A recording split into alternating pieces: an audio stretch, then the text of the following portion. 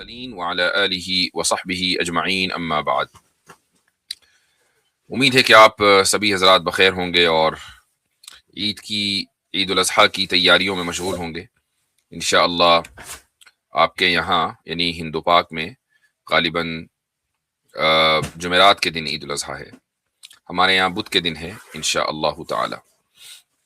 عید الاضحیٰ کے موقع پر ایک سوال بڑا کامن کچھ لوگوں کی طرف سے کیا جاتا ہے، اور ہر سال کیا جاتا ہے، اور اتنی ہی پابندی سے کیا جاتا ہے جتنی پابندی سے مسلمان قربانی کرتے ہیں اور عید کی نماز پڑھتے ہیں۔ اور وہ سوال یہ کیا جاتا ہے کہ بھائی مسلمان قربانی کیوں کرتے ہیں؟ آخر قربانی کے ذریعے ہی اللہ تعالیٰ کا قرب کیوں حاصل کرنا ہے، اللہ کی نزدیکی کیوں حاصل کرنی ہے، ثواب کیوں حاصل کرنا ہے؟ یہ کام کسی دوسرے طریقے سے بھی تو کیا جا سکتا ہے۔ سوال یہ ہوتا ہے کہ کسی جانور کو تکلیف کیوں پہنچائی جائے؟ اگر اتنے ہی پیسے دے کر یعنی اتنے ہی پیسے میں صدقہ کر دیا جائے، خیرات کر دی جائے تو زیادہ بھلا ہو۔ وہ پیسے ہاسپٹل میں دے دیے جائیں۔ عجیب و غریب قسم کے نمونے قسم کے لوگ آتے ہیں سامنے اور الٹے سیدھے مشورے دیتے ہیں کہ بھئی وہ پیسے ہسپتال میں دے دیں، ان پیسوں کے ہسپتال بن سکتے ہیں، یونیورسٹیاں بن سکتی ہیں، اسکول بن سکتے ہیں، کالج بن سکتے ہیں، اور ایک لمبی لسٹ لوگوں کی خیرخواہی کے کاموں کی وہ نکل آتی ہے۔ اور یہ کہا جاتا ہے کہ قربانی کے وہ پیسے اگر اس مد میں لگا دیے جائیں تو دیکھو مسلمانوں کے کتنے کام یوں ہی آسانی کے ساتھ ہو جائیں۔ حالانکہ یہ سوال اس وقت ان لوگوں کی طرف سے نہیں اٹھایا جاتا جب ان کے یہاں شادیوں میں فضول خرچی ہوتی ہے، اور لاکھوں نہیں بلکہ اب تو بات کروڑوں میں ہے کہ کروڑوں روپے ایک شادی میں خرچ ہو جاتے ہیں۔ یہ سوال اس وقت نہیں اٹھایا جاتا کہ جب یہی لوگ موج مستی کے نام پر مثلاً یا لیجر کے نام پر کہیں گھومنے پھرنے جاتے ہیں اور ایک ٹرپ کے اوپر آرام سے کئی لاکھ روپے خرچ ہو جاتے ہیں، تو وہ کئی لاکھ روپے گھومنے پھرنے کے بجائے غریبوں کو دے دیے جائیں، صدقے کر دیے جائیں، ان پیسوں کے خیرات کر دی جائے، ہاسپٹل میں دے دیے جائیں۔ وہی پیسے جو آپ قربانی کے بچا کر ہاسپٹل میں دینا چاہتے ہیں، وہ کسی لیجر کے یا ٹرپ کے جو آپ کسی یعنی ہل اسٹیشن میں کر رہے ہیں، وہ بچا کر آپ ہاسپٹل میں دے دیں۔ لیکن وہاں یہ سوال نہیں ہوگا، وہاں یہ بات کبھی ذہن میں نہیں آئے گی۔ مہنگے فون خریدے جاتے ہیں، آج کل ایک فون کی قیمت 1 لاکھ روپے سے اوپر ہے۔ آپ وہی سستا سا 10-15 ہزار روپے کا فون لیجئے، اور 1 لاکھ روپے میں سے جو 10-15 ہزار روپے فون میں لگ گئے، باقی جو 80 ہزار روپے 75 ہزار روپے بچے ہیں وہ ہاسپٹل میں دے دیجئے۔ لیکن یہ تمام باتیں ان کے ذہن میں نہیں آئیں گی۔ یہ بات صرف اس وقت ذہن میں آئے گی جب ایک مسلمان عید قرباں کے موقع پر جانور کی قربانی کرے گا، اور یہ سوال اس سے کیا جائے گا کہ بھائی قربانی ہی کے ذریعے اللہ کا قرب کیوں حاصل کرنا ہے؟ دوسرے طریقوں سے بھی اللہ کا قرب حاصل کیا جا سکتا ہے۔ ایک الزامی جواب کے طور پر میں یہ کہتا ہوں کہ یہ کچھ ایسا ہی ہے۔ مثلا ایک آدمی یہ کہے جو اسلام کو مانتا ہو اور اس کو لبرل ہونے کی وجہ سے قربانی کے اوپر اعتراض ہو، تو وہ اس سے یہ کہا جائے کہ آپ کو روزہ رکھ کر بھوکا رہنے کی، پیاسا رہنے کی کیا ضرورت ہے؟ اگر عبادت ہی کرنی ہے تو آپ نماز پڑھتے جائیں۔ نماز پڑھنے میں آپ کو سجدہ کرنا پڑتا ہے، رکوع کرنا پڑتا ہے، اور قرآن کی تلاوت کرنی پڑتی ہے۔ اس میں انسان زیادہ قرب محسوس کرتا ہے اللہ تعالیٰ کا۔ تو بجائے اس کے کہ آپ بھوکے رہیں، پیاسے رہیں، اور آپ کو یہ بھی بعض مرتبہ سردی کے روزوں میں تو احساس بھی نہیں ہوتا کہ روزہ رکھا ہے، تو ایسے روزوں سے اس سے بہتر یہ ہے کہ آپ پڑھیں۔ تو جس طریقے سے اس کی اس بات کو رد کر دیا جائے گا اور یہ کہا جائے گا کہ اللہ تعالیٰ کا قرب نماز سے بھی حاصل ہوتا ہے، روزے سے بھی حاصل ہوتا ہے، حج سے بھی حاصل ہوتا ہے، زکوٰۃ سے بھی حاصل ہوتا ہے، وہ تمام کی تمام عبادتیں ہیں، اور ہر عبادت ضروری ہے۔ جتنی بھی یہ 4 عبادتیں ہیں ان میں سے ہر ایک ضروری ہے اپنے اپنے موقع پر۔ تو آپ کسی بھی ایک عبادت کو یہ نہیں کہہ سکتے کہ میں تو اس عبادت پر فوکس کروں گا اور باقی نہیں کروں گا، چونکہ باقی کا کوئی فائدہ نہیں ہے۔ جس طریقے سے ایسا شخص جو اس طرح کی رائے دے اور اس طرح کا حل پیش کرے، بعض حالات میں ایسے شخص کو غیر مسلم قرار دیا جائے گا۔ مثلا اگر وہ یہ کہے کہ روزہ رکھنا ضروری نہیں ہے تو ایسے شخص کو غیر مسلم قرار دیا جائے گا۔ یا مثلا ایک عام مثال لے لیں، کھانا ہم اس لیے کھاتے ہیں کہ ہمارا پیٹ بھر جائے، لیکن اگر کوئی آدمی یہ کہے کہ بھائی پیٹ ہی بھرنا ہے تو بس روٹی کھاؤ، چاول کھانے کی کیا ضرورت ہے، یا کچھ اور بھی کھانے کی کیا ضرورت ہے، بس روٹی کھائیں، روٹی کو سالن کے ساتھ لگانے کی بھی ضرورت نہیں ہے، چونکہ روٹی اگر ایک کھائیں گے تو پیٹ بھر جائے گا۔ لیکن یہ دلیل اس لیے چلنے والی نہیں ہے کہ انسان کا نیچر یہ ہے کہ وہ ایک طرح کے کھانے پر اکتفا نہیں کرتا ہے، بلکہ جب بنو اسرائیل کو اللہ تعالیٰ نے من و سلوہ دیا تو کچھ دنوں کے بعد وہ اکتا گئے۔ انہوں نے کہا کہ بھائی روزانہ مینیو ایک ہی ہے، من و سلوہ، یہ مینیو چینج کیوں نہیں ہو رہا ہے؟ ہمیں تو کھیرا چاہیے، ہمیں دال چاہیے، ہمیں پیاز چاہیے۔ وہ ایک دم مارواڑی بن گئے کہ ہمیں، یا ویجیٹیرین بن گئے، تو ہمیں من و سلوہ نہیں چاہیے، ہم تو ویجی ہیں آج سے۔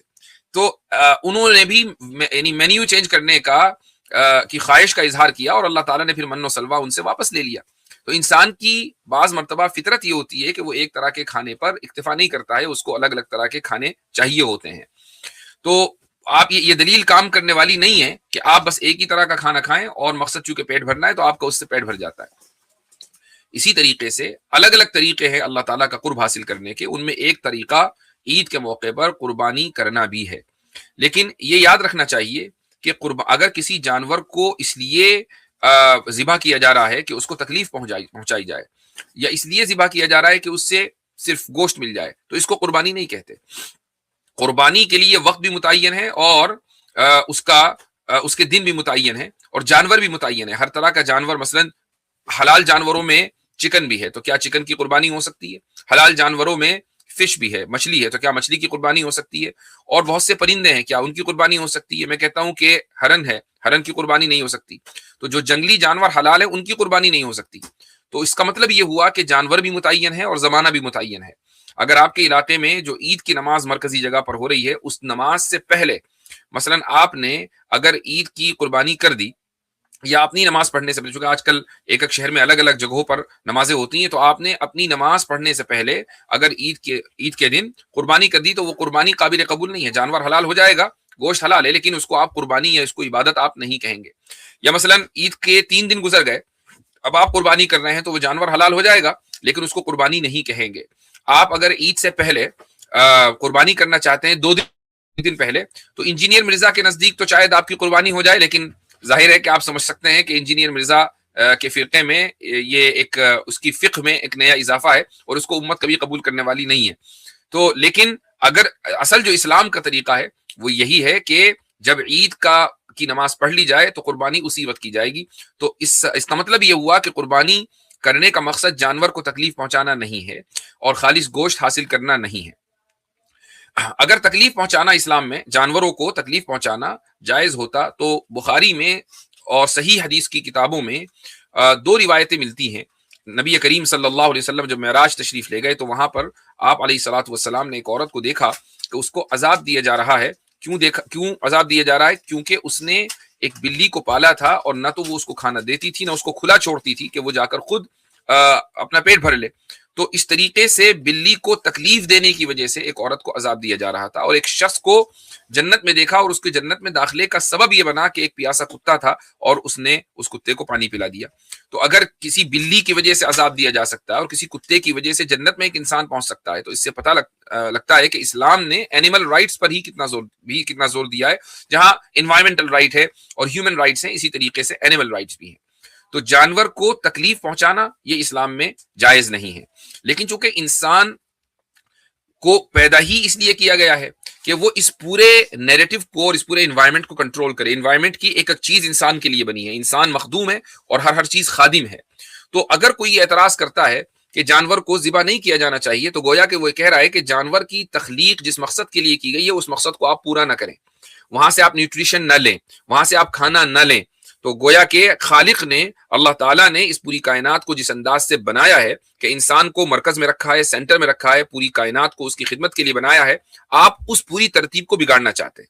اچھا، پھر لاسٹ بات اور اس کے بعد انشاءاللہ میں لنک پبلک کروں گا. یہ دور کیپٹلزم کا دور ہے، یہاں پر ہر چیز کیپٹلسٹک پوائنٹ آف ویو سے دیکھی جاتی ہے. آپ یعنی مثلاً آپ اس وقت دیکھتے ہیں کہ ایک پوری قوم ہے کہ جس کو ایک جانور بڑا عزیز ہے، تو ٹھیک ہے، وہ ان کی آستھا ہے، وہ ان کی عقیدت ہے کہ ان کو وہ جانور بڑا عزیز لگتا ہے اور وہ نہیں چاہتے کہ اس جانور کو مارا جائے، اس جانور کو ستایا جائے. یہ ان کی عقیدت ہے، وہ جانے، ان کا کام جانے، اس سے ہمیں کوئی لینا دینا نہیں ہے. لیکن یہ کیا وجہ ہے کہ کیپٹلزم کی وجہ سے اسی ملک سے دنیا میں سب سے زیادہ اسی جانور کا گوشت بھی ڈسٹریبیوٹ ہوتا ہے، اور ڈسٹریبیوٹ کرنے والے بھی پھر وہی لوگ ہیں کہ جو اس جانور میں آستھا اور عقیدت رکھتے ہیں. آپ لوگوں نے ابھی یہ نیوز دیکھی ہوگی، سنی ہوگی، گزشتہ 3-4 دنوں سے بڑی وائرل ہے کہ ویسٹ بنگال میں مسلمانوں نے جو عام طور سے قربانی کے موقع پر گائے کی قربانی بھی کیا کرتے تھے، چونکہ اس اسٹیٹ میں یہ پرمیسیبل تھا، الاؤڈ تھا، کوئی انلیگل نہیں تھا، تو ایک عرصے سے وہاں گائے کی قربانی چلی آ رہی تھی. لیکن اب چونکہ سسٹم بدلا، حکومت بدلی، تو مسلمانوں نے کہا کہ ٹھیک ہے، اگر آپ اس کو انلیگل قرار دیتے ہیں تو ہمارے لیے بھی کوئی ضروری نہیں ہے کہ ہم گائے کی قربانی کریں، نہیں کریں گے.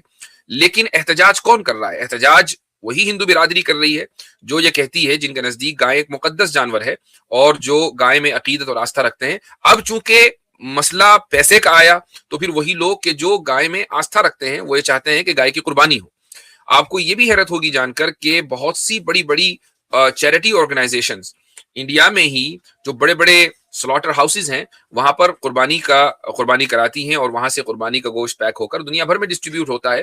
اور ٹوٹل یعنی جو سالانہ ریونیو ہے جو ایک ملک یعنی انڈیا اسی سے جنریٹ کرتا ہے وہ hundreds of millions of dollars ہیں.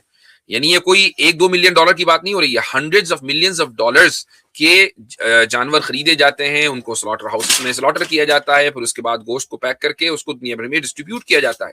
قربانی ہی کی وجہ سے یہ ہو رہا ہے. تو ایک ملک کے ریونیو میں، اس کی انکم میں، اس کی آمدنی میں قربانی کا کتنا دخل ہے، یہ ایک ایسی حقیقت ہے کہ جس سے انکار نہیں کیا جا سکتا. لیکن آپ اس کے خلاف احتجاج نہیں دیکھیں گے، اس کے خلاف قانون سازی نہیں دیکھیں گے، اس کے خلاف آستھا نہیں ہوتی، اس کے خلاف عقیدت نہیں ہوتی. اب سب کچھ صحیح ہو جاتا ہے. تو یہ اور وہ لوگ کہ جو قربانی پر اعتراض کرتے ہیں ان کو یہ چاہیے کہ جتنے بھی کیپٹلزم کے ریپرزینٹیو ریسٹورنٹس آؤٹ لیٹس ہیں، یعنی جن کی فرنچائزی ہے دنیا میں، مثلا KFC ہے، میکڈونلڈ ہے، برگر کنگ ہے، پیزا ہٹ ہے، کہ جہاں پر جانوروں کا گوشت، ظاہر ہے وہ جانور کا ہی گوشت ہے نا، تو وہ دیا جاتا ہے. KFC میں ملینز، روزانہ ملینز کی تعداد میں پوری دنیا میں KFC کے تحت چکن کاٹے جاتے ہیں. اسی طریقے سے جو میکڈونلڈ ہے یا برگر کنگ ہے، تو دنیا کی تقریباً ہر ملک میں، ہو سکتا ہے کہ انڈیا میں نہ ہو، میں نے کبھی اس کا مینیو چیک نہیں کیا، میں تو ویسے بھی اس طرح کے ریسٹورنٹس میں جانے کو صحت کے لیے سب سے زیادہ خطرناک سمجھتا ہوں. تو آپ اگر مثلا کنسسٹنٹ ہوں تو آپ یہ کہیں کہ بھائی میکڈونلڈ کو یا برگر کنگ کو یا پیزا ہٹ کو یا KFC کو ہمارے ملک میں آپریٹ کرنے کی اجازت نہیں ہوگی. کیوں؟ اس لیے کہ امریکہ میں یا انگلینڈ میں یا دنیا کے اکثر ممالک میں یہی ریسٹورنٹس بیف بیچتے ہیں، بیف برگر بیچتے ہیں. ہو سکتا ہے کہ انڈیا میں نہ بیچتے ہوں لیکن دوسری جگہ تو بیف بیچتے ہیں. تو کیوں بیچتے ہیں؟ تو اگر آپ جیو ہتیا کے ہی خلاف ہیں تو پھر چکن بھی تو جانور ہے، اس کی ہتیا کے بھی خلاف ہونے چاہیے، اس کا برگر بھی نہیں کھانا چاہیے، اور فش کا برگر بھی نہیں کھانا چاہیے، اور یہ تمام ریسٹورنٹس بند ہونے چاہیے، ان کا لائسنس منسوخ ہونا چاہیے. لیکن اگر آپ ایسا کریں گے تو آپ گویا کہ کیپٹلزم کے خلاف کھڑے ہو گئے، اور کیپٹلزم کے خلاف کھڑے ہونے کا مطلب یہ ہے کہ ملک کا جو ریونیو ہے وہ ڈاؤن چلا جائے گا، ملک کی ترقی رک جائے گی. تو ایسا کوئی بھی ملک نہیں کرے گا. اس سے یہ ثابت ہوا کہ اس وقت جو لوگ جیو ہتیا یا اینیمل رائٹس کی وجہ سے جو تحریکیں چلاتے ہیں یا قربانی کے موقع پر اعتراضات کرتے ہیں، یہ ریئلسٹک نہیں ہے. یہ صرف اور صرف ایک کمیونٹی کو پریشان کرنے کے لیے اعتراضات کیے جاتے ہیں، جبکہ ان اعتراضات کے جوابات ہر موقع پر، ہر سال جب بھی عید قربان آتی ہے دیے گئے ہیں، لاجیکل دیے گئے ہیں، دوسروں کے اسکرپچرز کھول کر اعتراضات کے جواب دیے گئے ہیں. تو مورلی یہ اعتراض کرنے والے دراصل کسی بھی گراؤنڈ پر ٹکتے نہیں ہیں. تو یہ چند تمہیدی باتیں تھیں.